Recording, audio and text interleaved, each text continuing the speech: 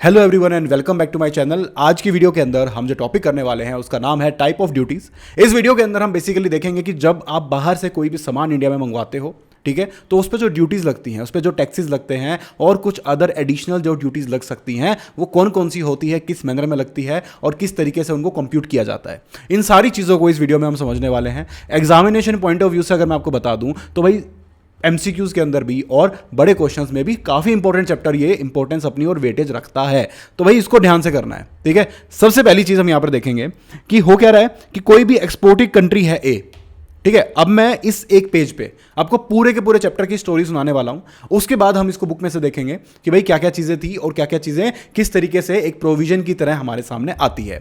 तो अगर story start करते हैं, ठीक है, अब ए है, ये एक एक्सपोर्टर है जो बाहर की कंट्री है, इंडिया नहीं है, एक एक्सपोर्टर है जो कि बाहर की कंट्री है और यहां पर है हमारा इंडिया। ठीक है, अब इंडिया के अंदर गुड्स इंपोर्ट हो रहे हैं, ये जो ए है वो गुड्स को एक्सपोर्ट कर रहा है। ठीक है, अब जब ये गुड्स इंडिया के अंदर आए, मान लो ये जो जहां पर डॉट है दिस इज इंडिया का बॉर्डर, तो यहां पर जब ये क्रॉस करेगा तो आपको अच्छे से पता है कि दो चीजें होती हैं, या तो वो उसको वेयर हाउस में रखता है इंडिया वाला बंदा इंडिया में लेके आके, या फिर उसको होम कंजम्पशन के लिए ले जाता है। ठीक है, तो यहां तक पहुंचते पहुंचते एक असेसेबल वैल्यू बन चुकी होती है होम कंजम्पशन पे जाने तक, जो हम वैल्यूएशन के चैप्टर में पढ़ते हैं, जिसके अंदर आपका फ्रेट, आपका सीआईएफ और आपका एफओबी, वो सारी चीजें करते हैं हम कैलकुलेशन वैल्यूएशन के चैप्टर में। तो वो जो असेसेबल वैल्यू है वो हमारे पास होती है। तो अगर मैं होम कंजम्पशन की बात करूं तो टैक्सेशन का पॉइंट आ चुका है। जिस पॉइंट पे होम कंजम्पशन के लिए बंदा अपने घर लेके जा रहा है, दैट इज द पॉइंट जिस पॉइंट पे आपकी सारी ड्यूटीज, आपका टैक्स, सब कुछ लगना है। ठीक है, तो यहां पर इस पॉइंट की जो असेसेबल वैल्यू होगी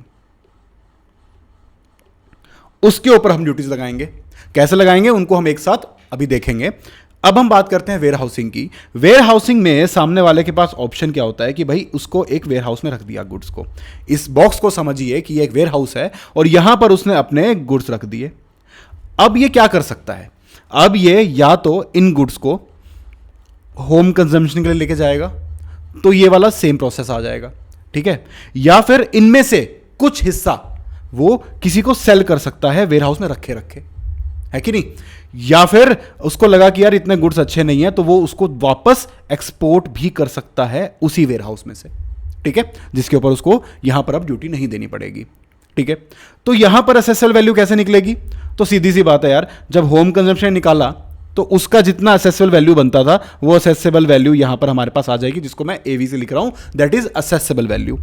सेल किया तो प्रोपोर्शनेटली जितना बेचा, ठीक है, उतने की आपकी असेसेबल वैल्यू उस हिसाब से निकल जाएगी और बाकी का बेसिकली प्रपोर्शन कर लेंगे। अगर आपको यह कहा जाता है कि भाई 100 यूनिट मंगवाई थी, 100 में से 20 यूनिट उसने सेल कर दी किसी और को, 80 यूनिट उसके पास है, तो टोटल जो असेसेबल वैल्यू थी उसका 80% पे यहां पर असेसेबल वैल्यू बनेगी इसकी ड्यूटी के लिए। जो भी हमारा बंदा है XYZ, जो XYZ लिमिटेड है मान लो, जिसने ये सामान इंपोर्ट किया है, तो इसकी ड्यूटी यहां पर बन जाएगी। प्रपोर्शनेट ले लेंगे हम, तो यहां पर क्या बोलेंगे हम इसको, प्रपोर्शनेट असेसेबल वैल्यू। बाकी पे भी लगेगा लेकिन बाकी की रिस्पॉन्सिबिलिटी उसकी है जिसने आगे लिया है। ठीक है, वैल्यू। अब ये वैल्यू कौन सी लेंगे, देखो, अब जो सामने वाला बंदा है, ठीक है, XYZ लिमिटेड ने ABC को बेचा, ABC ने हो सकता है कि भाई किसी को DEF को बेचा। ठीक है, ऐसे सो ऑन सेल चलती रही।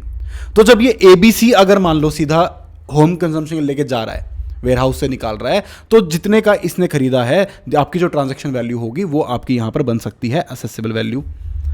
लेकिन अगर उसने होम कंजम्पशन के लिए नहीं निकाला, उसने आगे भेज दिया, ठीक है, अब उसने आगे भेजा तो जो फाइनल सेल होगी उसकी जो वैल्यू होगी उसको ले लेंगे हम।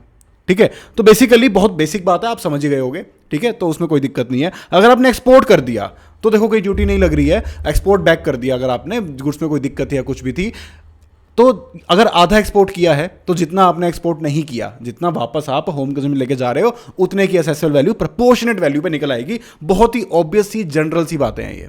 ठीक है, तो कैसे भी करके, कि आप वेयर हाउसिंग पे थे या आपने होम कंजम्पशन किया, आइदर वे आप एक असेसेबल वैल्यू के ऊपर डिराइव होकर आ चुके हो। अब ठीक है, अब आपके हाथ में एक असेसेबल वैल्यू है, तो जिसके ऊपर हमें ड्यूटीज लगानी है। ठीक है, सबसे पहली जो ड्यूटी लगेगी वो लगेगी आपकी सबसे पहली जो ड्यूटी लगेगी वो लगेगी आपकी बेसिक कस्टम ड्यूटी। ठीक है, सबसे पहली चीज़ वो हर चीज़ के हिसाब से रेट डिफाइन हो सकता है, तो जो भी रेट डिफाइंड होगा उस रेट के बेसिस पे आपकी ड्यूटी यहां पर लग जाएगी। सेकंड चीज़ आपके पास आएगा SWS, ठीक है, सोशल वेलफेयर सरचार्ज, तो वो चीज़ यहां पर लगेगी। तो हमने क्या किया, हमने असेसेबल वैल्यू निकाल ली और उस पर ये दोनों चीज़ें हमने ऐड कर दी, ठीक है। अब क्या हुआ, जो इसका ग्रैंड टोटल आया, अब इसके ऊपर हम अगर मान लो कोई और एडिशनल ड्यूटीज नहीं है तो हम इस पे IGST लगा देंगे और सेस लगा देंगे। लेकिन अगर इस पे कोई एडिशनल ड्यूटी है तो इसी अमाउंट के ऊपर पहले एडिशनल ड्यूटी को लगाया जाएगा, उसके बाद उसके ऊपर हम IGST लगाएंगे या फिर सेस लगाएंगे, ठीक है। तो ये तो हुआ देखो पूरा का पूरा कैलकुलेशन, ये है मेन इस चैप्टर की पूरी प्रैक्टिकल एप्लीकेबिलिटी, ठीक है। तो यहां पर ये चीजें होने वाली है। अब तो क्वेश्चन दिमाग में आता है कि यार ये एडिशनल ड्यूटीज कौन सी हैं। बेसिक कस्टम ड्यूटी तो बेसिक बात हो गई कि भाई बेसिक ड्यूटी है, बात खत्म, नो वरीज। SWS दिया हुआ है हमें, क्वेश्चन में एज इट इज रेट दिया होगा, सब पे लगेगा, बात खत्म, ठीक है। IGST और जो GST कंपनसेशन सेस होता है वो भी एप्लीकेबल हो जाएगा, नो वरीज। ये एडिशनल ड्यूटीज क्या हैं। अब ये जो हमारा एक्सपोर्टर A है, ठीक है, अब ये हो सकता है कि ये इंडिया में जो सामान भेज रहा है वो इंडिया के मार्केट को किसी भी तरीके से, इनके पास 3 तरीके हो सकते हैं, ठीक है। एक तो हो सकता है कि भाई बहुत ही बल्क में, बहुत ही सस्ते में ये चीजें इंपोर्ट की जा रही है, इंडिया में डाली जा रही है, ठीक है। तो उस केस में आपका सेफ गार्ड ड्यूटी यहां पर लग सकती है कि भाई ये कोई ऐसी चीजें भेज रहा है जहां पर जो इतनी क्वांटिटी में आ रही है इंडिया के अंदर कि वो कंपटीशन के लिए अच्छा नहीं है, तो इसको कहते हैं, उस चीज़ को रोकने के लिए हम सेफ गार्ड ड्यूटी उनके ऊपर लगा सकते हैं कि भाई जब उनको फ़ायदा ही नहीं होगा, इंडिया में ढंग से बिकेगी ही नहीं वो ड्यूटी लगने के बाद, तो वो कम भेजेंगे, ठीक है।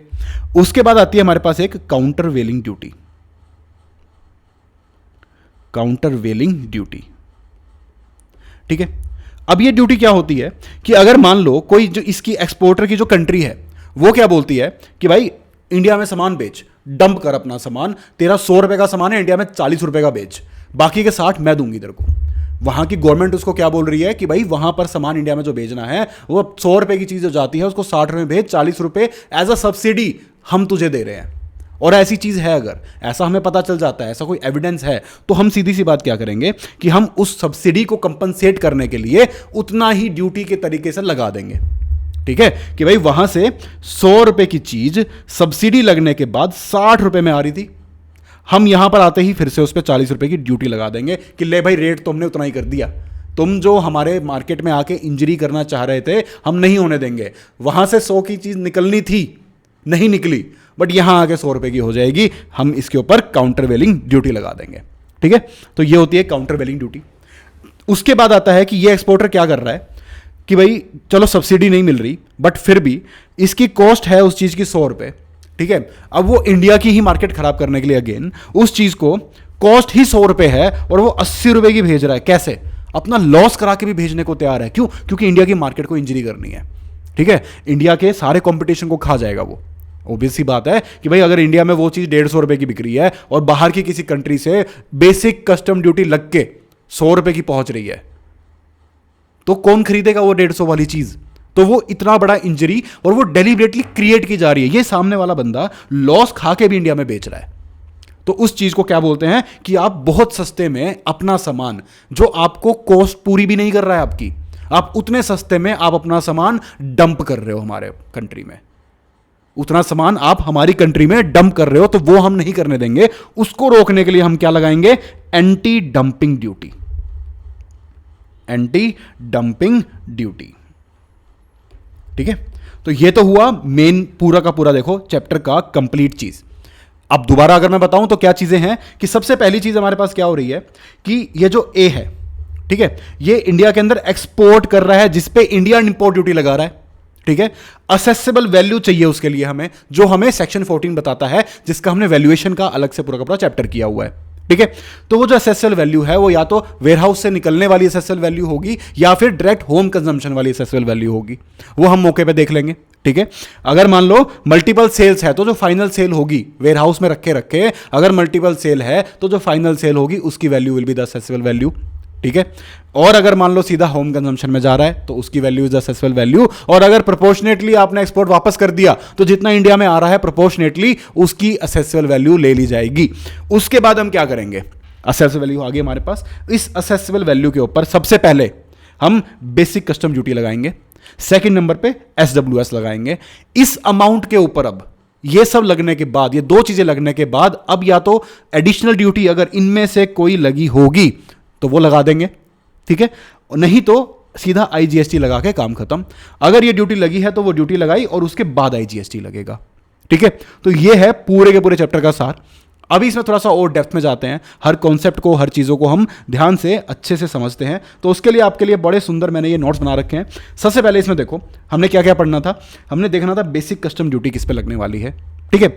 उसके ऊपर सेस लगेगा लास्ट में, वो कौन कौन से टाइप का हो सकता है, जीएसटी कंपनसेशन सेस हो सकता है, एग्रीकल्चर इंफ्रास्ट्रक्चर सेस हो सकता है, एज में भी नोटिफाइड, कोई दिक्कत नहीं है।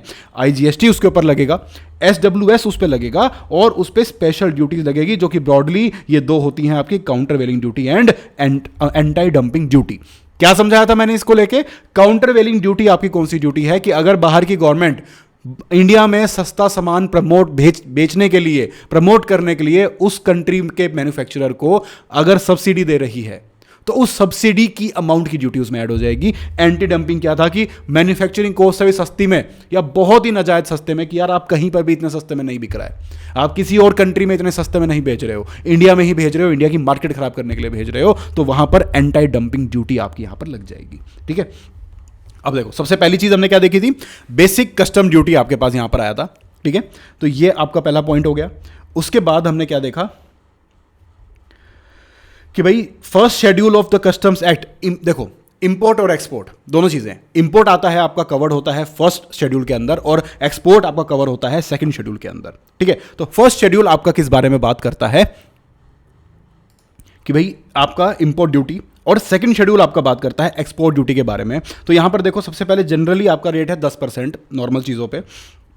एक चीज और आती है आपके पास प्रेफरेंशियल रेट। अब गवर्नमेंट क्या कर सकती है, कुछ कंट्रीज को नोटिफाई कर सकती है कि अगर आपने उस कंट्री से वो पर्टिकुलर चीजें वहां से मंगवाई हैं तो उसके लिए कुछ एक specified notified professional preferential rate का मतलब क्या होगा कि आपको एक रिड्यूस रेट लगेगा उन चीजों के ऊपर, कि हम उन कंट्रीज को प्रेफरेंस दे रहे हैं कि उनकी चीज इंडिया के अंदर आए तो अच्छी बात है, ठीक है। तो भाई वहां पर ये दिया गया है, तो वो जो है उसके लिए आपको, जब आपने चीज इंपोर्ट करी है तो आपको एक स्पेसिफिक क्लेम करना होगा, पहली बात तो। दूसरा, आपको गुड्स उसी कंट्री से ओरिजिनेट होने चाहिए, इस वर्ड पे ध्यान दें, ओरिजिनेट होना चाहिए वहां से, वहां ऐसा नहीं। अब देखो लोग क्या कर सकते हैं, मान लो गवर्नमेंट ने डिक्लेयर कर दिया सिंगापुर को, ठीक है, गवर्नमेंट ने सिंगापुर को प्रेफरेंशियल कंट्री में डिक्लेयर कर दिया कि सिंगापुर से ये XYZ सामान आएगा तो उस पर ड्यूटी 10% की जगह सिर्फ और सिर्फ 5% लगेगी। अब लोग क्या करेंगे, लोगों ने क्या किया, लोगों ने सोचा कि चलो यार एक काम करते हैं, सिंगापुर से लगती है, पहले हम एक काम करते हैं, थाईलैंड से उस चीज को सिंगापुर लेके जाते हैं और सिंगापुर से फिर हम उसको इंडिया में राउट कराएंगे, जिससे हम प्रेफरेंशियल ड्यूटी का फायदा उठा लेंगे। तो वो नहीं कर पाएंगे क्योंकि यहां पर एक क्लियर वर्ड ऐड कर दिया गया कि originate from the notified preferential area, ठीक है, वहां की वो चीज होनी चाहिए। दूसरी चीज हमारे पास क्या आती है कि ओरिजिन डिटरमाइंड जो है वो रूल्स के अकॉर्डिंग डिटरमाइन किया जाएगा, ठीक है। एक्सपोर्ट ड्यूटी क्या होती है, एक्सपोर्ट देखो मोस्टली नहीं लगता है क्योंकि एक्सपोर्ट को हम प्रमोट करना चाहते हैं फॉरेन ट्रेड पॉलिसी के हिसाब से, ताकि इंडिया के अंदर ज्यादा से ज्यादा फॉरेन करेंसी हमारे पास आए। आईजीएसटी लगेगी हमारा, जो कि हम डिस्कस कर चुके हैं। एक चीज बस ध्यान रखना है कि मैक्सिमम रेट गवर्नमेंट ने बताया 40% तक हो सकता है, जनरली 18% के आसपास मोस्टली चीज़ों का रेट रहता है। यहाँ पर हमारे पास कुछ एग्जाम्पशंस हैं कि अगर मान लो कोई ऑथराइज्ड ऑपरेशंस के लिए एसईजी ने कुछ इंपोर्ट किया तो वहां पर आईजीएसटी नहीं लगेगा, उसको एग्जेम्प्ट किया गया है। और कोई चीज़ मान लो एक्सपोर्ट ओरिएंटेड यूनिट्स हैं जिन्होंने कोई चीज़ बाहर से इंपोर्ट करी है, उसको बनाएंगे और उसको एक्सपोर्ट ओरिएंटेड यूनिट्स यानी एक्सपोर्ट करेंगे, तो वहां पर भी आईजीएसटी नहीं लगेगा, उसको वहां पर मना कर दिया गया है। हम इसकी एसेसुअल वैल्यू के लिए क्या लेंगे, हमने ऊपर डिस्कस किया था कि एसेसुअल वैल्यू में पहले लगेगा इंपोर्टेड गुड्स की वैल्यू, जो हम निकालते हैं सेक्शन 14 के हिसाब से। बेसिक कस्टम ड्यूटी उस पर लगेगी, ठीक है, और एनी अदर ड्यूटीज एज में बी एप्लीकेबल, यानी जो एडिशनल ड्यूटीज थी वो भी हो सकती हैं, तो उस अमाउंट पे as a whole IGST and आपका जीएसटी कंपनसेशन सेस लग जाएगा, ठीक है। उसमें ऑब्वियस सी बात है ये दोनों चीजें अमाउंट इंक्लूड नहीं होंगी, बाकी इंपोर्ट की जो भी चीजें हैं वो लग जाने के बाद आप IGST लगा दोगे, ठीक है, क्वाइट ईजी। उसके बाद यहां पर देखो manner of calculating the value, warehouse goods के बारे में हमने बात की थी कि भाई वैल्यू एज डिटरमाइंड, ठीक है, या फिर transaction value whichever is higher, ठीक है। अब मान लो जो बाहर से कंट्री में सामान आया, जो मैंने आपको वेयर हाउसिंग वाला पॉइंट बताया था, उसमें क्या हो रहा है, मान लो कि वो यहां पर 100 रुपए का पहुंचा, ठीक है, जो असेसेबल वैल्यू थी, फ्रेट वगैरह सब कुछ मिला के 100 रुपए का सामान इंडिया के अंदर आया। उसके बाद वेयर हाउस के अंदर रखे रखे ए ने बी को बेचा 120 रुपए का, ठीक है, बी ने सी को बेचा 140 रुपए का। तो भाई देखो ट्रांजैक्शन वैल्यू इस गुड की 140 बन चुकी है। अब 140 का सी के पास आने के बाद वो उसको होम कंजम्पशन के लिए लेके जा रहा है। तो भाई देखो यहां पर विच एवर इज हायर ले लेंगे और 140 रुपए इसकी असेसेबल वैल्यू होगी, जिसके ऊपर हम सारा इंपोर्ट ड्यूटी, सेस और वो बाकी सारी चीजें उसके ऊपर हम लगाने वाले हैं, ठीक है। आई होप ये बात समझ में आ गई होगी।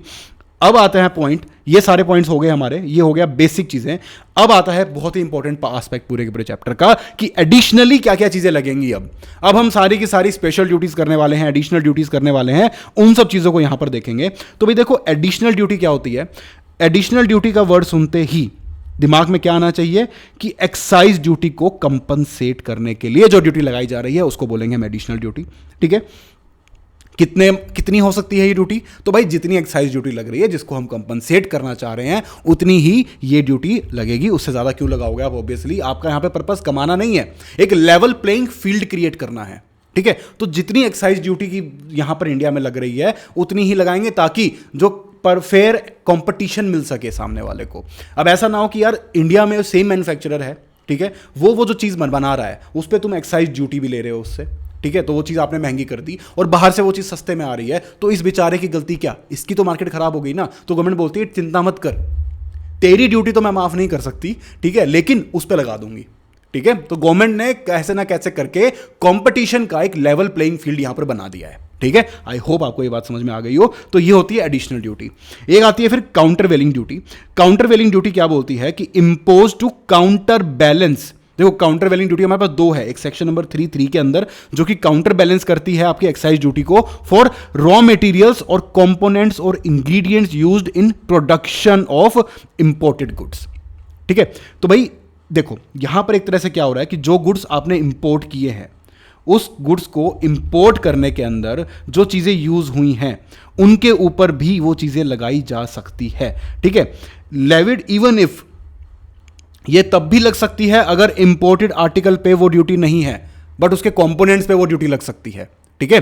तो ये चीज का आपको ध्यान रखना है यहां पर। Ensures a level playing field for the domestic manufacturers who incur excise duty on raw materials, ठीक है। तो उनके लिए, किन के लिए, जो यहां पर रॉ मटेरियल के ऊपर भी एक्साइज ड्यूटी पे कर रहे हैं, तो बाहर से भी जो रॉ मटेरियल वाली चीज आ रही है उस पे भी एक्साइज ड्यूटी के बराबर लग जाएगा। तो चाहे बाहर से आप फिनिश प्रोडक्ट लेके आओ या फिर उस फिनिश प्रोडक्ट को आपने जिन चीजों से बनाया है उस चीज पे इंडिया में एक्साइज ड्यूटी लग रही है तो उस पे भी एक्साइज ड्यूटी लग जाएगी, भले ही उस प्रोडक्ट पे एक्साइज ड्यूटी ना लगी हो। आई होप आपको ये बात समझ में आ गई हो। तो दोनों में ये डिफरेंस है। यहां पर हम बात कर रहे हैं फिनिश्ड गुड की, ठीक है। अब जैसे देखो मैं फॉर एग्जांपल आपको थोड़ा और डिटेल में बताता हूं। एक फिनिश्ड गुड है ए, ठीक है। अब जब वो इंडिया में आ रहा है वही चीज अगर इंडिया में बन रही है तो उस पे लगती है एक्साइज ड्यूटी। तो एडिशनल ड्यूटी के तौर पे इस प्रोडक्ट ए के ऊपर भी जो बाहर से आ रहा है उस पे भी एक एडिशनल ड्यूटी लगा दी जाएगी, ठीक है। अब दूसरी सिचुएशन क्या है कि हो सकता है कि ए के ऊपर एक्साइज ड्यूटी नहीं लगती बट ए में जो कंपोनेंट्स, जो इंग्रेडिएंट्स यूज हो रहे हैं उन पे एक्साइज ड्यूटी लगती है, ठीक है। और बाहर से भी जब ये चीज आ रही है तो इसमें भी जो चीजें बन रही है उसमें भी एक्साइज ड्यूटी का के नाम पे काउंटर वेलिंग ड्यूटी यहां पर लगा दी जाएगी। उसके एलिमेंट्स पे भी काउंटर वेलिंग ड्यूटी यहां पर लगा दी जाएगी, ठीक है। आई होप ये पॉइंट आपको समझ में आ गया हो। भले ही ए पे ड्यूटी नहीं लग रही है, हम उसके भरोसे नहीं बैठे हैं, ए पे ड्यूटी लगे ना लगे हमें फर्क नहीं पड़ता। उसके कंपोनेंट्स पे यहां इंडिया में अगर एक्साइज ड्यूटी लग रही है तो उसके कंपोनेंट्स में हम काउंटर वेलिंग ड्यूटी लगा देंगे इंडिया में लेवल प्लेइंग फील्ड क्रिएट करने के लिए। तो भाई additional duties for finish products and countervailing duties for raw material components and ingredients used in it. I hope ये आपको समझ में आ गया हो। ठीक है, फिर देखते हैं स्पेशल एडिशनल ड्यूटी है जो कि लग सकती है मैक्सिमम 4% तक। किसको काउंटर बैलेंस करने के लिए? जो इंडिया में अगर किसी चीज पे सेल्स टैक्स, वैट या कोई लोकल टैक्स लग रहा है, उसको काउंटर बैलेंस करने के लिए हम 4% से और लगा सकते हैं उस पर। ठीक है, तो ये सारी चीजें आती हैं, गवर्नमेंट के पास पावर्स हैं कि भाई इस तरीके से तुम इंडिया में एक फेयर बैलेंस मेंटेन करने के लिए कंपनसेट कर सकते हो कि जो चीज इंडिया में भी बेचारों को आप तड़पा रहे हो ड्यूटी लगा लगा के, तो बाहर से अगर उसी मैनर में वो चीज आ रही है तो उस पर भी लगा दी जाएगी ताकि लेवल प्लेइंग फील्ड यहां पर बना रहे। आई होप ये बात समझ में आ गई हो। ठीक है, अब ये ध्यान रखना है कि भाई जो एडिशनल ड्यूटी होगी is in addition to basic custom duty, वो लगेगी, उसका कोई सब्स्टिट्यूट नहीं है। ऐसा मत सोचना कि एडिशनल ड्यूटी लग गई या कोई और ड्यूटी लग गई तो बेसिक कस्टम ड्यूटी नहीं लग रही है, हम उसके ओवर एंड अबव बात कर रहे हैं, वो तो वैसे भी लगेगी। This is a tax to take your good in India, उस चीज को करने के लिए आपके ऊपर ड्यूटी लग रही थी। ठीक है, गवर्नमेंट के पास इमरजेंसी पावर्स भी है कि भाई इंडिया को अगर लगेगा कि भाई कोई चीज़ का इंडिया के अंदर डैमेज हो रहा है, कुछ नुकसान हो सकता है इस चीज़ की वजह से, तो भाई उस केस के अंदर ऐसे सर्कमस्टांस अगर एग्जिस्ट करते हैं कि लगाना चाहिए, चीज़ को कंट्रोल करने के लिए उस पर ड्यूटी लगाना चाहिए, तो हम लगा सकते हैं। ये गवर्नमेंट ने अपने पास एक इमरजेंसी पावर रखी हुई है। ठीक है, एक पावर आती है देखो गवर्नमेंट के पास सेफ गार्ड ड्यूटी लगाने का। ठीक है, कि भाई कोई भी ऐसा आर्टिकल जो इंडिया में आ रहा है बहुत इंक्रीज्ड क्वांटिटी के अंदर, ठीक है, सेफ गार्ड ड्यूटी गाइज, ये सेफ गार्ड मेजर्स, ठीक है, सेफ गार्ड मेजर्स लगा सकती है गवर्नमेंट। ड्यूटी की बात नहीं हो रही यहाँ पे, सेफ गार्ड मेजर्स की बात हो रही है, और वो मेजर्स किसी भी मैनर में हो सकते हैं। वो कंट्रोल भी कर सकती है, उस इंपोर्ट को रेगुलेट भी कर सकती है, उस पर ड्यूटी भी लगा सकती है, कुछ भी कर सकती है। तो बेसिकली यहाँ पर मेजर्स हैं, सेफ गार्ड मेजर्स हैं। वो क्या है कि भाई कोई ऐसी चीज़ बहुत इंक्रीज क्वांटिटी में आ रही है, ठीक है, जिसकी वजह से इंडिया में नुकसान हो सकता है, वो क्या कर रहे हैं, वो या तो थ्रेटन कर रहे हैं या फिर उनकी वजह से हो रहा है एक serious injury in the domestic industry. देखो, डोमेस्टिक इंडस्ट्री को बचाने के लिए सब कुछ किया जा रहा है। ये जितनी भी एडिशनल ड्यूटीज लगाई जा रही हैं, जो भी चीज़ें हो रही हैं, वो हमारी डोमेस्टिक इंडस्ट्री को बचाने के लिए किया जा रहा है।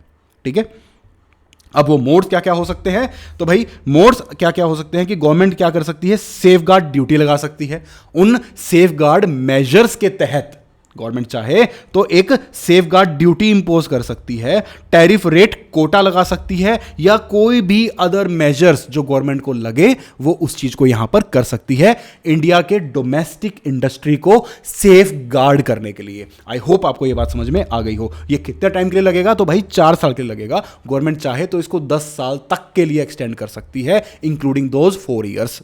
ओके, तो भाई ये मेजर्स यहां पर लिए जाएंगे। एग्जम्पशंस इनमें से किस किस को हो सकती है कि देखो अलग अलग कंट्री से बहुत सारा सामान इंडिया के अंदर आ रहा है, ठीक है, तो अगर किसी डेवलपिंग कंट्री से आ रहा है और वो जो इंपोर्ट है डेवलपिंग कंट्री से वो टोटल इंपोर्ट का 3% से कम है, सॉरी 3% से ज्यादा नहीं है, 3% तक ही है, तो उस केस के अंदर कोई दिक्कत नहीं है, एग्जम्पशन है।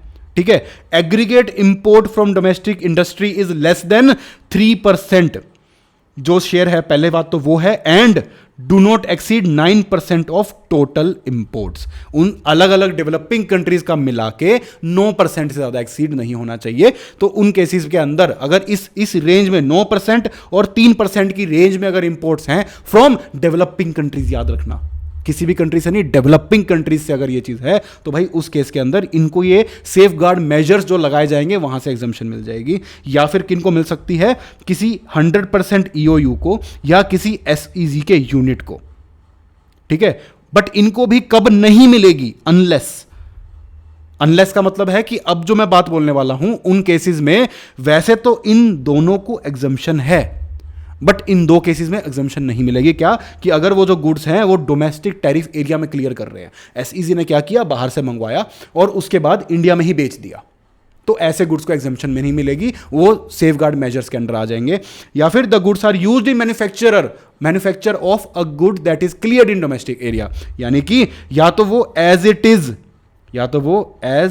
इज सेल किया जा रहा है डोमेस्टिक मार्केट के अंदर, या फिर उससे कोई चीज बनाई जा रही है, उसको as a raw material use करके कोई प्रोडक्ट ए बनाया जा रहा है जो कि डोमेस्टिक एरिया में सेल किया जा रहा है। तो वैसे तो 100% ईओयू और एसईजी यूनिट को एग्जम्पशन मिली हुई है, बट ये एग्जम्पशन भी तुमसे वापस छीन ली जाएगी अगर ये चीज आपने करी तो। ठीक है, इसी चीज़ को गवर्नमेंट चाहे तो प्रोविजनली भी लगा सकती है।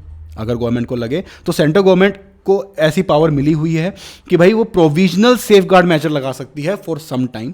ठीक है, द प्रोविजनल सेफगार्ड मेजर्स में be imposed on the basis of preliminary determination, कि भाई पहले हमने कुछ फैक्ट लेके आए, उन फैक्ट के बेसिस पे हमें लगा कि यार यहां पर सेफगार्ड मेजर्स लगाने चाहिए पेंडिंग, कि भाई तब तक ज़्यादा ही नुकसान ना हो जाए तो हम वेट नहीं करेंगे, पहले लगा देते हैं, अगर नुकसान नहीं निकला तो बाद में हटा देंगे। ठीक है, उसके लिए भी चीज़ें होंगी, वो मैं बताता हूं क्या क्या करने वाले हो। तो भाई यहां पर प्रिलिमिनरी आपको लगा कि नुकसान हो रहा है तो पहले लगा दो, फिर उसके अंदर और चीज़ों को फैक्ट को खुरेदो, देखो, एविडेंस गैदर करो, सब कुछ आपके पास सब ज़्यादा डाटा आ जाएगा, तब आपको पता चल जाएगा कि भाई क्या मुझे वो लगाना था कि नहीं लगाना था।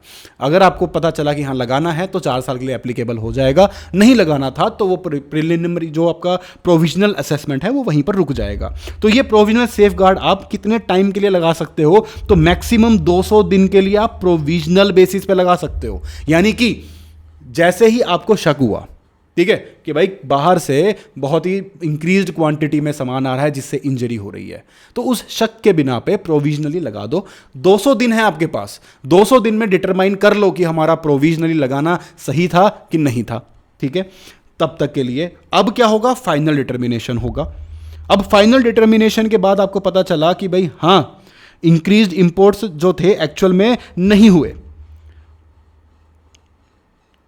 तो उस केस के अंदर जो भी आपने सेफगार्ड मेजर्स में अगर आपने एक्स्ट्रा पैसा इकट्ठा किया है तो आपको वो रिफंड करना पड़ेगा। और अगर वो ये पता चला कि भाई हाँ कोई दिक्कत नहीं है, सही किया आपने प्रोविजनल वो लगाया था, सही किया, अब तक जो मेजर थे वो सही थे, तो कोई दिक्कत नहीं है, अगले 4 साल के लिए उसको अप्लाई कर दो अपॉन फाइनल डिटर्मिनेशन। बट अगर ऐसा निकलता है कि नहीं आपको गलत लग रहा था, एक्चुअल में वो नहीं था, एक्चुअल में इंडिया में कोई डोमेस्टिक इंजरी नहीं हो रही थी किसी भी इंडस्ट्री को, तो उस केस के अंदर जितना पैसा आपने उस प्रोविजनल टाइम में, उन 200 दिनों में जो पैसा आपने कमाया है जो कि आपका एक्चुअल में नहीं बनता था, तो वो आप रिफंड कर दोगे। तो गवर्नमेंट उस चीज़ को रिफंड कर सकती है। और अगर चाहे तो उसमें कोई मॉडिफिकेशन, जो अपना प्रोविजनल असेसमेंट है इसमें गवर्नमेंट चाहे तो कुछ मॉडिफिकेशन कर सकती है। इसकी बात नहीं कर रहे हैं, प्रोविजनल नहीं, हम सेफगार्ड मेजर्स की अब बात कर रहे हैं कि जो भी नोटिफिकेशन इशू होगा इस सेक्शन के अंदर वो पार्लियामेंट में रेज किया जाएगा। ठीक है, for a total period of 30 days. तो ये नॉर्मल आपका जो पार्लियामेंट्री वो जो प्रोसीजर वाला पार्ट है वो है, इसको बस हल्का सा रीडिंग देना, इसमें कोई ज़्यादा खास बात नहीं होती है। अब बात करते हैं कि देखो टाइप ऑफ ड्यूटीज़ क्या क्या हुई हमारे पास। एक तो आ सकती है हमारे सेफगार्ड मेजर्स के अंडर, ठीक है, तो वो ड्यूटी लगाई जा सकती है या कोई और सेफगार्ड मेजर्स हो सकते हैं। दूसरी चीज़ आती है काउंटरवेलिंग, वो कब लगती है, जब सब्सिडीज मिलती है गवर्नमेंट को, फॉरेन गवर्नमेंट अपनी बंदे को, मान लो यूएसए में अब गवर्नमेंट क्या कर रही है कि यार इंडिया ने सोचो लैपटॉप बनाना शुरू कर दिया, अब यूएस को थ्रेटन फील हुआ कि यार इंडिया वाले तो खुद अपना लैपटॉप बना रहे हैं, बहुत बढ़िया लैपटॉप बना रहे हैं, माइक्रोसॉफ्ट का तो बिकेगा ही नहीं। तो गवर्नमेंट ने माइक्रोसॉफ्ट को क्या बोला कि भाई एक काम कर, 60 रुपये की सब्सिडी ले, 100 रुपये में से 60 रुपये की सब्सिडी ले, तो 40 में बेच, उनकी मार्केट हम बढ़ने ही नहीं देंगे। अगर ऐसा कुछ हो रहा है तो भाई उस केस के अंदर काउंटर वेलिंग ड्यूटी उस चीज़ के ऊपर लगाई जा सकती है। या फिर डंप किया जा रहा है एक नॉर्मल प्राइस से भी बहुत नीचे वाले प्राइस में, बहुत सस्ते में आप डंप कर रहे हो इंडिया में, तो भाई मार्केट खराब हो रही है उससे, तो इन चीज़ों के ऊपर एंटी डंपिंग ड्यूटी लगाई जाएगी। दोनों को लगाने का मेजर अलग अलग है, तो उसको देखते हैं। तो सबसे पहले हम कर रहे हैं countervailing duty on subsidized article, section 9 of the customs tariff act के अंदर ये बात आती है। तो काउंटर वेलिंग ड्यूटी क्या होती है, सब्सिडी प्रोवाइड करी जा रही है गवर्नमेंट के द्वारा वहां के बंदे को कि इंडिया में भेजने के लिए, ताकि वो सामान सस्ते में बेच सके। ठीक है, the subsidised article is imported into India. अब जो आर्टिकल है वो हो सकता है सेम कंडीशन में हो जिस कंडीशन में डिफाइंड है, या हो सकता है उस कंडीशन को चेंज कर दिया जाए, तो दोनों चीज़ों को आपको कंसिडर करके चलना है। तो चेंज करके भी आप लाओगे तब भी हम पकड़ लेंगे कि नहीं तुमने तो बस शक्ल चेंज कर दी। अब लैपटॉप में तुम बोलो कि यार मैंने स्क्रीन अलग कर दिया और मैंने कीबोर्ड अलग कर दिया, अलग अलग चीज़ें हैं, नहीं, हमें पता है कि जुड़ के लैपटॉप ही बनेगा, तो उसके अंदर आप हमें बेवकूफ़ नहीं बना सकते। ठीक है, the importation may or may not directly be from the country of manufacture or production. अब देखो राउट हो सकता है, जैसे मैंने थाईलैंड से सिंगापुर वाला ऑप्शन दिया था, तो ये कंट्रीज़ क्या कर सकती हैं, ये बोलेंगे कि यार अभी यूएस बोलेगा कि चलो डायरेक्टली हम नहीं भेजेंगे, हम पहले मैक्सिको भेजेंगे, मैक्सिको से सामान इंडिया में आएगा, तो वहाँ पर ये लगेगा कि ये तो मैक्सिको से आया, यूएस से तो आया ही नहीं, सब्सिडी तो मैं यूएस से दे रहा था। तो ये चीज़ आप नहीं कर सकते हो, ये चीज़ भी ट्रेस हो जाती है, और हम ट्रेस कर लेंगे तो हम तब भी काउंटर वेलिंग ड्यूटी लगा देंगे। ठीक है, द सब्सिडी में इंक्लूड, अब देखो सब्सिडी किस मैनर में हो सकती है, वहाँ की गवर्नमेंट, यूएसए की गवर्नमेंट जो हमने एग्जांपल लिया, माइक्रोसॉफ्ट को किस किस मामले में सब्सिडी दे सकती है, वो एक डायरेक्ट फाइनेंशियल कंट्रीब्यूशन दे सकती है कि ले भाई इतना पैसा रख ले और सस्ते में भेजियो, ठीक है। या फिर वो वेवर ऑफ रेवेन्यू यानी कि टैक्स की एग्जम्पशन दे सकती है कि भाई तेरे से 2 साल में टैक्स ही नहीं लूंगी, तू बस सस्ते में सामान बेच पूरे वर्ल्ड में, ठीक है। इनकम और प्राइस सपोर्ट मेजर्स, ठीक है, तो इस तरीके के कोई मेजर्स आपको भी दिए जा सकते हैं। या फिर payment made by the government to a funding mechanism or interest or direct a private body to pay that person, ठीक है। गवर्नमेंट डायरेक्टली ना देके क्या कर सकती है कि भाई इनडायरेक्टली गवर्नमेंट किसी कंपनी को दे रही है, उस कंपनी का काम है उस गवर्नमेंट को, उस दूसरी कंपनी को पैसा देना, एक तरह से सब्सिडी के फॉर्म में उस चीज को वहां तक पहुंचाना, तो उसको भी गवर्नमेंट से मिली हुई सब्सिडी ही माना जाएगा। तो हर इनडायरेक्ट अप्रोच को भी यहां पर कवर कर लिया है। तो सब्सिडी प्राइमा फेसी सब्सिडी नहीं होनी चाहिए, वो किसी और तरीके से भी उसको सब्सिडी मान लिया जाएगा। I hope this point is clear. Amount of duty कितनी लगेगी कि भाई जितना सब्सिडी आपको वहां पे मिल रहा है उतनी ही ड्यूटी लगा देंगे यहां पर हम, ठीक है। ड्यूरेशन क्या है भाई, 5 साल के लिए इस चीज के ऊपर लगाया जा सकता है, ठीक है, इनिशियली 5 साल के लिए, और उसको एक्सटेंड भी कर सकते हैं प्लस 5 ईयर्स का, ठीक है। अगर ऐसा लगता है कि भाई कंटिन्यूड सब्सिडाइजेशन चल रही है, इंजरी हो सकती है, तो उसको और 5 साल के लिए बढ़ा दिया जाएगा। और अगर review is not completed before the duty's expiry, it may remain in force for up to 1 year pending the review's outcome. तो भाई अगर मान लो ड्यूटी की जो एक्सपायरी है, यानी कि देखो ये जो 5 साल का पीरियड है सबसे पहला, ठीक है, इसके एक्सपायरी तक एक रिव्यू होता है, ठीक है। उस रिव्यू में ये डिटरमाइन होगा कि भाई यहीं तक सीमित रहेगा, खत्म कर दें इसको, कि भाई आगे कंटिन्यू करना है, ठीक है। तो आगे कंटिन्यू करना है तो कर लो आगे कंटिन्यू। बट अगर मान लो रिव्यू आपका कंप्लीट नहीं हुआ तो आपको 1 साल मिल जाएगा कि भाई 1 साल के अंदर अंदर आपको वो ड्यूटी हटा देनी है। फिर remain in force for 1 year pending the review's outcome, ठीक है। However, if the said duty is revoked temporarily, the period of such revocation shall not exceed 1 year at a time. तो भाई 1 साल से ऊपर आप उसको रिवोक भी नहीं कर सकते हो, या तो हटा ही दो, ठीक है। रिवोक करना है तो भाई 1 साल तक मैक्सिमम आप उसको रिवोक भी कर सकते हो बीच में। प्रोविजनल ड्यूटी यहां पर भी आ सकती है कि भाई जब गवर्नमेंट डिटरमाइन करती है कि amount of subsidy is pending, the central government may impose a provisional countervailing duty not exceeding the amount of such subsidy as provisionally estimated by it. और अगर फाइनल डिटर्मिनेशन के बाद यहां पर भी देखो गवर्नमेंट को अगर ये लगता है कि भाई नहीं नहीं नहीं सब्सिडी तो कुछ थी नहीं, हमें लगा और हमने उस पर लगा दी, तो रिफंड करना पड़ सकता है, नहीं तो कंटिन्यू हो जाएगा। रेट्रोस्पेक्टिवली क्या इस चीज को लगाया जा सकता है, अगर गवर्नमेंट को पता चलता है कि यार पिछले 6 महीने से ये सब्सिडाइज आर्टिकल इंडिया में बहुत सस्ते में आ रहा था, तो क्या पिछले पॉइंट से भी आप उसको ड्यूटी को लगा सकते हो? तो द आंसर इज हाँ, लगा सकते हो, बट 6 महीने तक नहीं, सिर्फ 90 दिन तक। जिस दिन नोटिफिकेशन आएगी उसके पिछले 90 दिन तक ही आप जा सकते हो रेट्रोस्पेक्टिव बेसिस पे। तो ये देखो, ये सारे पॉइंट्स हैं एमसीक्यू वाले पॉइंट, याद रखने हैं आपको। प्रोविजनली क्या हो सकता है? हाँ, हो सकता है। ये 5 साल में प्लस 5 साल है और 1 साल रिव्यू वाला भी है बीच में, ठीक है। रिवोक्ड भी मैक्सिमम 1 साल के लिए ही हो सकता है, और रेट्रोस्पेक्टिवली 90 दिन तक ही जा सकता है। जैसे मैंने को आपके सामने पॉइंट रखा, ऐसे ही आपको एग्जाम में क्वेश्चन भी देखने को मिल सकता है कि भाई पिछले 6 महीने से सब्सिडाइज्ड आर्टिकल इंडिया के अंदर आ रहा था, तो क्या उसके ऊपर कस्टम ड्यूटी लग सकती है रेट्रोस्पेक्टिव बेसिस पे एज अ काउंटरवेलिंग ड्यूटी? तो the answer is yes, but not for 6 months, only for 90 days, क्योंकि that is the maximum time जितने टाइम के लिए आप रेट्रोस्पेक्टिव बेसिस में जा सकते हो। आई होप ये पॉइंट आपको समझ में आ गया हो। यहां पर भी एग्जम्पशंस दी हुई हैं कि भाई 100% ईओयू और एसईजी को एग्जम्पशन है, अनलेस वो डोमेस्टिक टैरिफ एरिया में क्लियर नहीं कर रहे। सेम बात एग्जाम्पशंस में यहाँ पर कंसिस्टेंसी है एटलीस्ट, कि आपको एक बार याद कर लिया तो सेम चीज़ यहाँ पर अप्लाई हो रही है। या फिर गवर्नमेंट स्पेसिफिकली किसी नोटिफिकेशन के थ्रू किसी अंडरटेकिंग को या यूनिट को एग्जाम्प्ट कर सकती है। क्वेश्चन में आपको पूछा जा सकता है कि भाई ये कोई XYZ यूनिट है बाहर उसी कंट्री की, ठीक है, और उस कंट्री को से उस यूनिट से वो सामान आ रहा है, तो क्या उस पर काउंटरवेलिंग ड्यूटी लगेगी? और उसमें एक एडिशनल इंफॉर्मेशन होगी कि भाई गवर्नमेंट ने नोटिफिकेशन के थ्रू इसको एग्जेम्प्ट कर रखा है, तो जी हाँ, उसको एग्जेम्प्ट ही माना जाएगा, उस पर काउंटरवेलिंग ड्यूटी नहीं लगेगी। अब एक पॉइंट आता है सर्कमवेंशन ऑफ एंटी डंपिंग ड्यूटी, ठीक है। एक मिनट, ये एंटी डंपिंग ड्यूटी नहीं है, यहां पर इसको काट के this is countervailing duty. Countervailing duty. अब देखो बाहर की कंट्री क्या कर सकती है, उनको पता चल गया कि भाई इंडिया के अंदर जो सामान लाया जा रहा है, ठीक है, उस सामान को एक तरह से जो इंपोर्ट कर रहे हैं वो उसको चेंज करने की कोशिश की जा रही है कि भाई वहाँ पर ना पकड़े जाएं।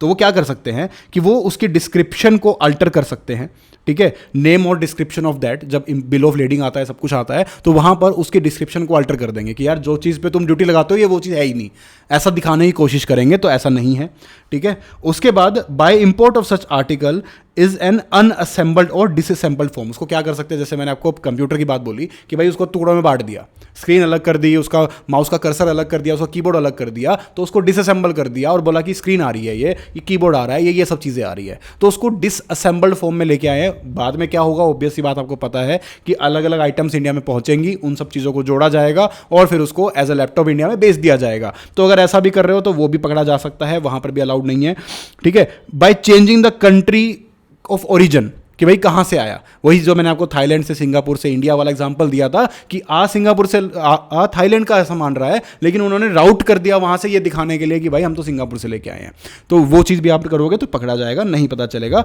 और उसके बाद इन एनी अदर मैनर, जिस भी मैनर में इसको करे, एंटी डंपिंग नहीं है, ये काउंटरवेलिंग है।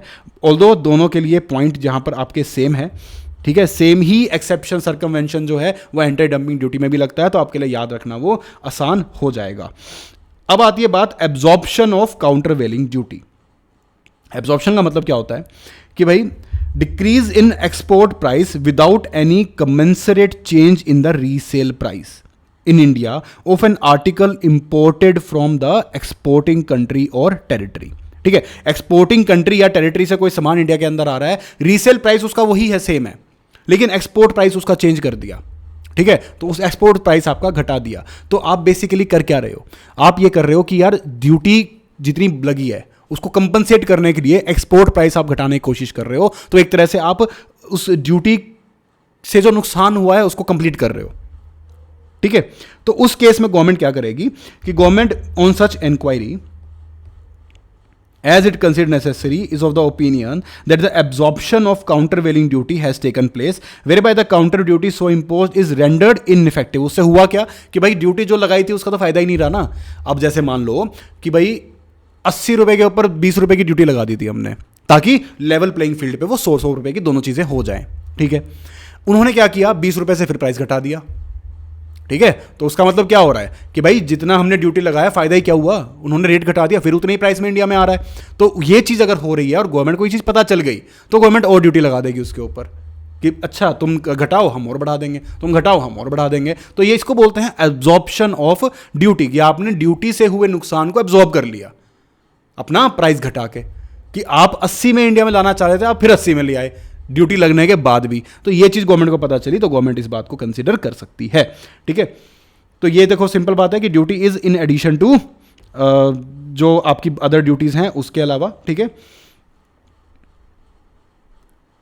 और काउंटरवेलिंग ड्यूटी देखो ऐसे ही नहीं लगा दी जाएगी, वो कब लगाई जाएगी, when the duty relates to export performance, या फिर द सब्सिडी रिलेट्स, सॉरी जो सब्सिडी है वो एक्सपोर्ट को रिलेटेड ही है। देखो नॉर्मली क्या होता है कि कंट्री अपने जो कंपनीज को दे सकती है सब्सिडीज, नॉर्मल डोमेस्टिक ट्रांजैक्शन के लिए भी दे सकती है। तो ये भी देखना है कि वो जो सब्सिडी है वो स्पेसिफिकली एक्सपोर्ट परफॉर्मेंस के लिए ही है, यानी कि यूएस ने माइक्रोसॉफ्ट को जो सब्सिडी दी है वो स्पेसिफिकली लैपटॉप्स इंडिया में एक्सपोर्ट करने के लिए ही दी थी, अपने किसी और काम के लिए नहीं दी थी, ठीक है। या फिर relates to the use of domestic goods over imported goods in the export article, ठीक है, ये भी चीज। या फिर the subsidy has been conferred on a limited number of persons engaged in the manufacture, production or export of the article. तो ये सब चीज़ों को कंसिडर करते हुए अपना आपका जो वो जो ड्यूटी है वो लगाई जाएगी, ऐसे ही नहीं लगा दोगे आप किसी भी चीज़ पे। अब आता है देखो सबसे मेन पॉइंट आपका एंटी डंपिंग ड्यूटी। इसके ऊपर प्रैक्टिकल क्वेश्चन बड़ा अच्छा बनता है। देखो इसमें एक प्रॉपर फॉर्मूला है। एंटी डंपिंग ड्यूटी बेसिकली क्या है, बड़े इजी तरीके से मैं आपको समझाने की कोशिश करता हूँ। एक तरफ आप ये रखो कि भाई बाहर की एक्सपोर्टिंग कंट्री है, ठीक है, इस तरफ हमारी इंडिया है। अब बाहर से वो चीज़ एक नाजायज सस्ते रेट में बेच रहा है, ठीक है, कि भाई आप ये लगा लो कि यार उसकी मैन्युफैक्चरिंग कॉस्ट ही 60 रुपये और वो 50 में बेच रहा है, ठीक है, तो वो इंडिया के अंदर इंजरी करना चाह रहा है। तो उस चीज़ को डिटरमाइन कैसे करना है हमें, देखो हमने जो काउंटरवेलिंग ड्यूटी पढ़ा उसके अंदर जो हमने ड्यूटी लगाई थी वो हमने लगाई थी कि भाई जितनी सब्सिडी मिल रही है उतनी ड्यूटी लगा दो, बात खत्म। जितना फिर एब्जॉर्प्शन किया उतनी ड्यूटी लगा दो, बात खत्म। काफ़ी आसान काम था उसमें। यहाँ पर क्या डिटरमाइन करना है आपको कि भाई आपको देखना है कि यार वहां से चीज जो बिकनी चाहिए थी वो कितने की बिकनी चाहिए थी और एक्सपोर्ट कितने में हो रही है, ठीक है। और यहां पर इंडिया में वो कितने की बिक रही है और इंडिया में आ कितने की रही है। समझ रहे हो मेरी बात? एक बार ध्यान से देखो कि ये जो है एक्सपोर्टर है, ठीक है, और यहां पर ये इंडिया में कुछ सामान बेच रहा है। अब वही सामान इंडिया में किसी फेयर प्राइस पे बिक रहा होगा, किसी फेयर प्राइस पे वो सामान बिकता होगा, ठीक है। बाहर से ये जो एक्सपोर्टर है ये यहां पर लेके आया, ठीक है, तो एक लैंडिंग प्राइस बना। लैंडिंग प्राइस क्या होता है कि भाई वो कितने में इंडिया में पहुंचा, ठीक है, कितने में इंडिया में पहुंचा। तो एक तरफ तो ये है रेलिवेंट चीज, ठीक है, और दूसरी तरफ ये है कि भाई ये एक्सपोर्ट कितने में कर रहा है, ठीक है, और इसका नॉर्मल प्राइस एक्चुअल में कितना है। जैसे कि मान लो हम बात क्या कर रहे हैं कि नॉर्मली वो इंसान उस चीज को 100 रुपए की बेचता है, लेकिन इंडिया की मार्केट खराब करने के लिए वो 60 रुपए में भेज रहा है, ठीक है। तो एक तो हमारे पास ये आ गया कैलकुलेशन, और दूसरी चीज क्या आ गई हमारे पास कि भाई इंडिया में वो पहुंचा कितने का और उस चीज का फेयर प्राइस कितना है। तो इंडिया में वही बात है ना, 60 रुपए का पहुंचा प्लस उस पर कुछ और फ्रेट फ्रूट खर्चे लग गए, और वैसे इंडिया में फेयर प्राइस इसका 120 रुपए है, प्लस इसमें अदर एक्सपेंस भी जोड़ दो यहां तक पहुंचने के, ठीक है। तो उसके बाद भी मान लो ये पड़ा 80 रुपए का, तो एक अमाउंट हमारे पास ये आ गई कि भाई यहां से इसको इंडिया में कितने नुकसान में ये बेच रहा है और इंडिया को कितने सस्ते में यहां पर पहुंच रहा है। इन दोनों में से विच एवर इज लोअर जो होगा that will be the amount of your anti dumping import duty. अब इस चीज की सेंस बनाकर सोच के देखो, ठीक है, कि वो कितने में नॉर्मली बेचता लेकिन कितने कम में उसने इंडिया में भेजा। ये वो जो पार्ट है वो इंजरी कर रहा है, अपना नुकसान उठा के भी हमारी इंजरी कर रहा है ना। नॉर्मली वो 100 रुपए की बेचता है, इंडिया में 60 रुपए की बेच रहा है, तो 40 रुपए के हिसाब से हमारी इंजरी कर रहा है ये, है कि नहीं। इंडिया के अंदर लैंडिंग वैल्यू उसकी होती इतने 100 रुपए या 80 रुपए, और फेयर प्राइस उसका 120 रुपए है, तो 40 रुपए का यहां नुकसान हो रहा है। वैसे चलो मैंने अमाउंट सेम ले ली, बट इन दोनों में से जो भी लोअर होगा उतनी अमाउंट ड्यूटी के तौर पे ऐड कर दी जाएगी कि भाई ले कर ले तू डंपिंग, है कि नहीं। तो यहां पर देखो यही चीज है। अब इनकी डेफिनेशंस को थोड़ा देखो, ये देखो मैंने जो यहां पर बनाया है इसको आप नोट कर सकते हो। दिस इज योर फॉर्मूला कि anti dumping duty is lower of this amount export price minus normal value, या फिर fair selling price minus landing value, ठीक है। तो नॉर्मल वैल्यू यहां पर क्या है कि the price of a like article क्यों बोलते हैं, क्योंकि भाई थोड़ा डिफरेंट भी कंपोजिशन बना देते हैं, कुछ अलग कर देते हैं, नाम अलग रख देते हैं। तो भाई सेम सी चीज कितने में बिकती है नॉर्मली वो बताओ हमें। Sold in the exporters domestic market, कि वो अपनी कंट्री में तो 100 रुपए की बेच रहा है, ठीक है। तो अपनी कंट्री में, या मैं जो एग्जांपल लिया था वही अमाउंट यहां लिख देता हूं कि अपनी कंट्री में वो 100 रुपए की बेच रहा था, ठीक है। अंडर नॉर्मल ट्रेड कंडीशंस अगर वो अवेलेबल नहीं है तो comparable export price to third country. देखो कोई भी एक्सपोर्टर है सारी कंट्रीज की मार्केट तो खराब करने का ठेका नहीं ले सकता ना, वो खुद ही बर्बाद हो जाएगा। तो भाई हो सकता है वो हमारी कंट्री में ऐसे सस्ते में बेच रहा है, दूसरी कंट्री को नॉर्मल रेट पे बेचता हो, तो अगर उसका लोकल प्राइस नहीं है हमारे पास तो हम बाहर का प्राइस ले लेंगे, ठीक है। कॉस्ट ऑफ प्रोडक्शन ले लेंगे उस कंट्री में जिस कंट्री से वो आ रहा है, प्लस एक जो फेयर आपका हमें पता होता है इंडस्ट्री में किस में क्या क्या होता है, ठीक है। तो भाई उसके जो एडमिनिस्ट्रेटिव एक्सपेंस जो लग सकते हैं, सेलिंग और प्रॉफिट मार्जिन क्या हो सकता है, तो हम उस पे उसकी कॉस्ट शीट ही खुद बना लेंगे। बेसिकली क्या बात हो रही है कि हमें बस कॉस्ट ऑफ प्रोडक्शन पता चल जाए, हम कॉस्ट शीट ही खुद बना लेंगे कि नॉर्मल प्राइस कितना बनता है। आई बात समझ में। तो ये तो हुआ आपका एक नॉर्मल वैल्यू कि या तो डोमेस्टिक मार्केट में अनबायस्ड मैनर में कितने का बिक रहा है, ठीक है, या फिर थर्ड कंट्री को अगर तुम बेच रहे हो, हमारे अलावा तुम किसी और को बेच रहे हो तो कितने का बेच रहे हो, या फिर तुम कुछ भी नहीं बताओगे ना तो हम कॉस्ट शीट खुद बना लेंगे बैठ के, ठीक है। तो ये सब चीजें यहां पर ध्यान में रखनी है। उसके बाद आता है कंपैरिजन में एक्सपोर्ट प्राइस कि भाई तुम इंडिया में कितने का बेच रहे हो, ठीक है। तो वो चीज तो इन दोनों का जो कि मैंने कहा था कि 60 रुपए का है ना, तो 100 रुपए तो हमने ये निकला और 60 रुपए का तुम यहां भेज रहे हो, तो आगे 1 रुपए 40 रुपए की एक वैल्यू, ठीक है। उसके तो इसको देखेंगे और एक और वैल्यू इन दोनों को कंपेयर करके निकालेंगे, विच एवर इज लोअर जो होगा वो आपका एंटी डंपिंग ड्यूटी की अमाउंट निकल के आएगी जो एक ड्यूटी की तरह उस पर लग जाएगा, ठीक है। अब यहां पर देखो लैंडेड वैल्यू क्या है कि द असेसेबल वैल्यू जो हम पढ़ते हैं वैल्यूएशन में निकालते हैं, that is landing value under the customs act plus applicable basic custom duty, ठीक है, एक्सक्लूडिंग बाकी सब चीजें, काउंटर वेलिंग ड्यूटी, SWS और ये सब चीजें हटा के उसके अलावा बेसिक कस्टम ड्यूटी जो लगेगी वो लगा के उसकी लैंडिंग वैल्यू आ जाएगी, ठीक है। और फेयर सेलिंग प्राइस क्या होता है कि भाई एक रीजनेबली वो प्रोडक्ट कितने का बिकना चाहिए, ठीक है। तो भाई उसको इंजरी मार्जिन को निकालने के लिए ये चीज़ होती है। अब देखो यहां पर आपको ये दोनों सेंटेंस, ये चीज़ें याद रखनी है जो मैं आपको बता रहा हूं कि ये इंजरी मार्जिन है और ये डंपिंग मार्जिन है। इंजरी मार्जिन इंडिया में है क्योंकि इंजरी मार्जिन इंडिया में हो रहा है, तो यानी कि हम इंडिया का लैंडिंग प्राइस लेंगे जो इंडिया में आया है, ठीक है।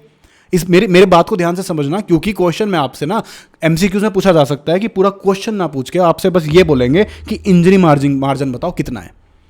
तो अगर आपने वो एक्सपोर्टर के व्यू पॉइंट से ले लिया, अब देखो मैं यहां पर अगर व्यू पॉइंट रखूं तो ये है एक्सपोर्टर का व्यू पॉइंट, एक्सपोर्टर की साइड हम देख रहे हैं यहां पर, और ये है इंडिया का व्यू पॉइंट कि भाई इंडिया की साइड हम देख रहे हैं। तो आई से इंडिया, आई से इंजरी, याद रखनी है ये चीज, आई से इंडिया, आई से इंजरी, इंजरी के अंदर इंडिया में कितने का लैंड हुआ, ठीक है, इंडिया में कितने का लैंड हुआ माइनस ये आपका जो नॉर्मल फेयर सेलिंग प्राइस है उस चीज का, तो वो जो डिफरेंस है अगर वो निकल के आ रहा है तो that is your injury margin, कि इतना मार्केट में इंजरी हो रहा है कि फेयरली 120 रुपए का मिलता लैंड होकर कि भाई 60 रुपए का तो इन्होंने भेजा, लैंड होते होते 80 रुपए का पड़ गया, तो भाई 40 रुपए का यहां पर हमारा इंजरी मार्जिन है। आपसे ये भी पूछा जा सकता है, तो इंजरी मार्जिन इंडिया में, ठीक है। अब बात करते हैं डंपिंग। डंपिंग का मतलब क्या है कि भाई एक्सपोर्टर जो है अपना सामान डंप कर रहा है। डंप कौन कर रहा है? एक्सपोर्टर कर रहा है। एक्सपोर्टर अपना सामान इंडिया में डंप कर रहा है, तो that is your dumping margin, हमारी मार्केट को खराब करने के लिए। तो उसमें हम एक्सपोर्टर की साइड देखेंगे कि एक्सपोर्टर कितने में एक्सपोर्ट कर रहा है और एक्सपोर्टर कितने में बेचता अगर एक्सपोर्ट ना करता। तो एक्सपोर्टर डंप करता है तो एक्सपोर्टर की साइड से डंपिंग मार्जिन निकालते हैं, और इंडिया में इंजरी होती है इसलिए हम इंडिया की साइड इंजरी मार्जिन निकालते हैं। यह सबसे बड़ा कंफ्यूजिंग पार्ट है, और यह अगर आपने मेरी बात को ध्यान से सुन लिया है तो आप समझ गए हो, एंड आई होप आपको यह पॉइंट समझ में आ गया है। अब आप इस पॉइंट को नहीं भूलोगे, ठीक है। आगे बढ़ते हैं। यहां पर भी देखो सेम पॉइंट, एब्जॉर्प्शन वाला पॉइंट है कि अगर वो कंट्री ये सोचती है कि भाई यहां तो इतना डंपिंग मार्जिन लग रहा है ना, तो चलो हम प्राइस और घटा देते हैं, तो गवर्नमेंट तैयार बैठी है उस एंटी डंपिंग के जो अमाउंट है उसको मॉडिफाई कर सकती है, उन प्रोविजंस में सब में मॉडिफिकेशन ला सकती है अगर तुमने जो सेम काउंटर वेलिंग में देखा था कि आपने उसको रिड्यूस करने की कोशिश करी हो तो, ठीक है। ड्यूरेशन यहां पर भी सेम है, 5 साल, 5 साल तक एक्सटेंड हो जाएगा, रिव्यू वाला पीरियड मिलेगा, रिवोक कर सकते हो, 1 साल तक मैक्सिमम कर सकते हो, ठीक है। यहां पर भी आपका रेट्रोस्पेक्टिव इंपोजिशन हो सकता है, ठीक है। There is a history of dumping, जहां पर आपके पास हिस्ट्री ऑफ डंपिंग होनी चाहिए, ठीक है, और जिसकी वजह से सीरियस इंजरी हो रही है, और injury is caused by massive dumping of an article in a short period undermining the remedial effect of anti dumping duty. तो भाई इतने शॉर्ट पीरियड में उसने इतना सारा सामान डंप कर दिया, ठीक है, कि जब तक हम लगाएंगे तब तक तो वो कर चुका है इंजरी इंडियन मार्केट के अंदर, तो भाई उस केस में रेट्रोस्पेक्टिव इंपोजिशन वहां पर हो जाएगा, कोई भी दिक्कत नहीं है। Rules relating to anti dumping duty क्या है? Central government by notification in official gazette make rules for the purpose of this section without prejudice to the generality of the foregoing provisions. क्या क्या है? In which article liable for anti dumping duty may be identified, in which the export, ऐसे रूल्स बना सकती है जिसमें किन किन के ऊपर एंटी डंपिंग ड्यूटी लगनी है उन आर्टिकल्स को आइडेंटिफाई किया जाए, ठीक है। In which the export price, the normal value, the margin of dumping in relation to such articles may be determined for the assessment। तो बेसिकली जो हमने पूरा का पूरा देखा, तो उस प्रोसीजर के लिए गवर्नमेंट रूल्स बना सकती है, ठीक है। बहुत ही थियोरेटिकल पॉइंट था ये, छोड़ो इस चीज़ को। रिकॉर्ड्स मेंटेन करने पड़ेंगे, उसके रिफंड करना पड़ेगा अगर एक्चुअल में गवर्नमेंट को, जैसे हमने पहले पढ़ा है, लगा कि भाई सही तरीके से नहीं लगाया है, नहीं लगाना चाहिए था, तो रिफंड भी कर सकती है गवर्नमेंट, कोई दिक्कत नहीं है। सर्कमवेंशन जो हमने ऊपर पॉइंट देखे, काउंटर वेलिंग ड्यूटी में जो पॉइंट देखे वो एज इट इज सेम है यहाँ पर, कि वो अल्टर कर सकते हैं नाम को इंडिया में लाने से पहले, ठीक है, या फिर वो उस चीज़ को असेंबल्ड या डिसअसेंबल्ड फॉर्म के अंदर इंडिया में ला सकते हैं, या कंट्री ऑफ ओरिजिन चेंज कर सकते हैं, या किसी भी मैनर में जिससे वो इंपोर्ट ड्यूटी को इनइफेक्टिव रखें। और अगर मैं यहाँ पर बात करूँ नॉन एप्लीकेबिलिटी की, तो वो भी यहाँ पर सेम है, EOU और SEZ को एग्जेम्प्ट किया गया है। लेकिन अगर वो EOU मैन्युफैक्चर करके या फिर उस प्रोडक्ट को इंडिया में ही क्लियर कर रहे हैं, डोमेस्टिक टैरिफ एरिया में ही क्लियर कर रहे हैं, तो वो एग्जम्पशन भी यहाँ पर एप्लीकेबल नहीं होगी। ठीक है, ये पेंसिल नहीं चल रही है अब।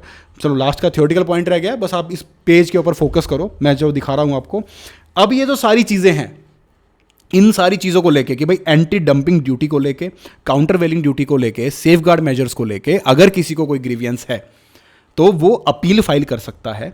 ठीक है, उनके अगेंस्ट कोई ऑर्डर पास किया गया है इन सारी चीज़ों को लेके, तो उस ऑर्डर के 90 दिन के अंदर अंदर या फिर डिले हो सकता है अगर सफिशिएंट रीजन है तो आप एक अपने आप को customs excise and service tax appellate tribunal में ले जा सकते हो। उसके लिए अपील की फीस लगेगी 15,000 रुपये और एप्लीकेशन फीस जो है 500 रुपये लगेगी। अगर आपको जो पर्टिकुलर चीज़ों के लिए जो भी चीज़ चाहिए उस चीज़ के हिसाब से पैसा लगेगा तो वो आपको देना होगा, और उसके बाद आपको अपॉर्चुनिटी ऑफ बीइंग हर्ड देके एक मॉडिफाई और सेट असाइड या जो भी है वो चीज़ करा जा सकता है एपेलेट ट्रिब्यूनल के द्वारा। ठीक है, उसके बाद आता है आपका SWS, जो कि हमने बात करी कि भाई वो जो लगता है 10% होता है ऑफ बेसिक कस्टम ड्यूटी। याद रखना, टोटल अमाउंट का नहीं, बेसिक कस्टम ड्यूटी जो निकली है ना आपकी, उसका 10%, यानी कि 100 रुपये असेसेबल वैल्यू थी, उसका 10% बेसिक कस्टम ड्यूटी थी 10 रुपये, उस 10% का 10% SWS आएगा। ठीक है, पूरी अमाउंट पे मत लगा देना, याद रखना 10% का 10% जो होगा वो SWS आएगा।